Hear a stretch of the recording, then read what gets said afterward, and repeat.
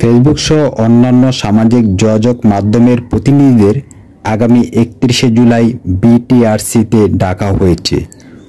ওই দিন তারা ঢাকায় এসে ব্যাখ্যা দিবেন। রবিবার বিটিআরসিতে মোবাইল অপারেটরদের সঙ্গে বৈঠক শেষে ডাক, টেলিযোগাযোগ ও তথ্য প্রযুক্তি প্রতিমন্ত্রী জুনায়েদ আহমেদ পলক একথা জানান।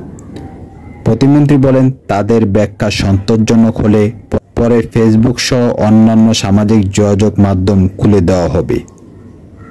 প্রতিমন্ত্রী বলেন, সহিংসতায় কন্টেন্টগুলোর বিরুদ্ধে কেন ব্যবস্থা নেওয়া হয়নি সে বিষয়ে তাদের কাছে জানতে চাওয়া হয়েছে এবং তাদের 31শে জুলাই বিটিআরসিতে এসে জবাব দিতে বলা হয়েছে।